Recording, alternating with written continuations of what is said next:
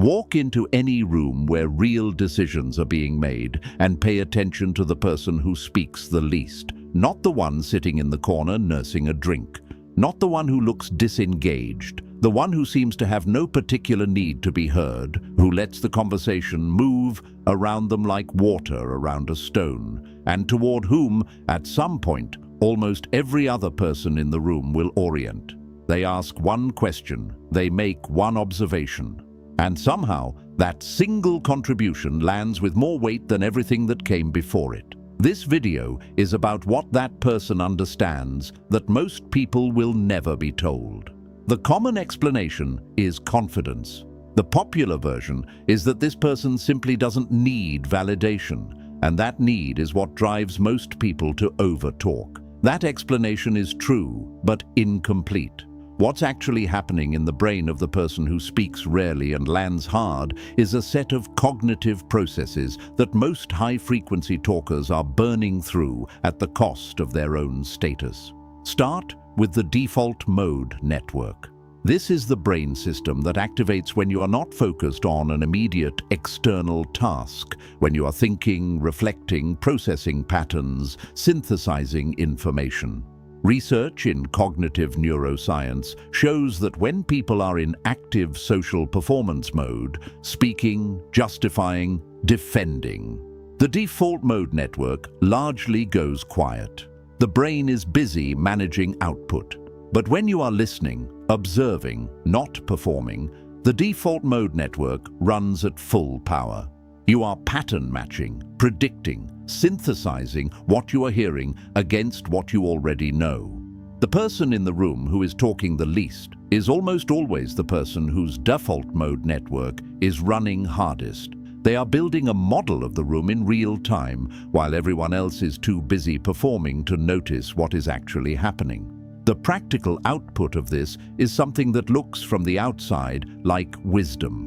The quiet person speaks less often, but when they do speak, it is from a richer model of the situation. They have heard everything. They have noticed the subtext. They have tracked who is posturing and who is genuinely uncertain, and so their single, well-timed sentence hits differently than 10 minutes of enthusiastic explanation, because it is accurate in a way that the room recognizes before it can articulate why.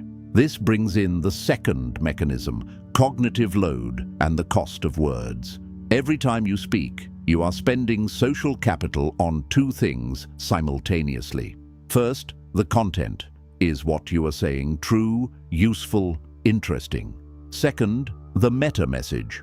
What does the fact that you are speaking this much, this often, this eagerly signal about your internal state? High verbal output has a well-documented social cost.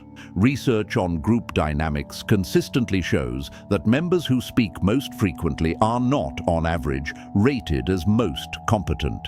They are rated as most eager. And eagerness signals something specific, a need for the approval of the group.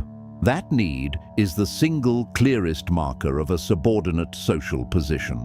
High-status speech is not just about saying less. It is about restructuring the mechanics of how you enter a conversation. Most people ask questions because it is the polite way to show interest.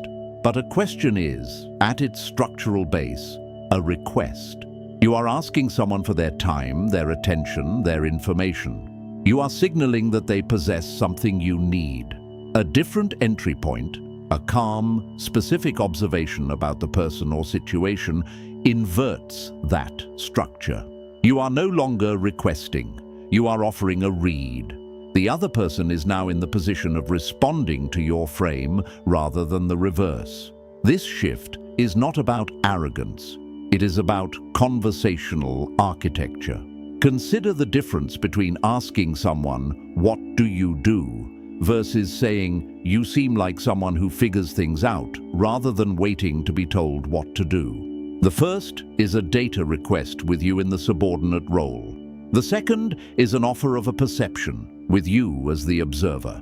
The person receiving it will either confirm or clarify your read, but either way, you have established yourself as someone who observes carefully and speaks from that observation. That positioning is the foundation of how high-status communicators are experienced. There is also the question of endings. Most people, when they sense a conversation reaching its natural close, feel a subtle anxiety about it and begin to extend. More context, more examples, a story that relates to the story that was just told. This extension instinct comes from the same place as the over-explanation instinct, the discomfort with an interaction ending before full approval has been secured. The high-status communicator ends first, not abruptly, but deliberately. They close at the peak, when the exchange has reached its highest value moment, and they leave that value in the air without diminishing it. The conversation ends with the other person wanting slightly more. That wanting is worth more than any additional content could have been. Unpredictability plays a role that is deeper than it first appears. Human beings are pattern recognition machines. We predict the behavior of the people around us constantly, and we calibrate how much attention we need to spend on each person based on how predictable they are.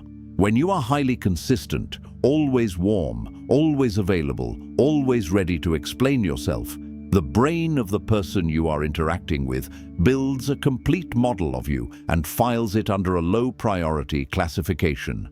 You have become known. The resources your presence requires have decreased, and so, counterintuitively, your value in the social economy has decreased alongside them.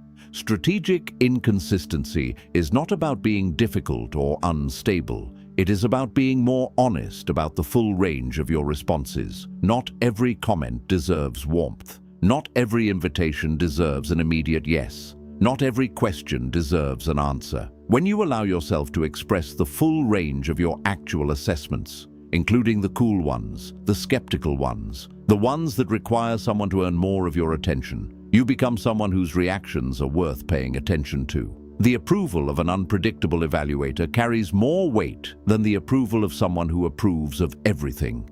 There's a chess principle that applies cleanly here. The strongest position in chess is not the one with the most pieces in motion. It is the one that forces the opponent to react.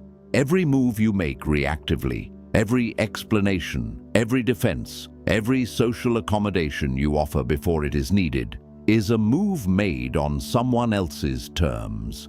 Every word you withhold, every pause you hold, every question you decline to answer is a move that forces them to decide what to do next.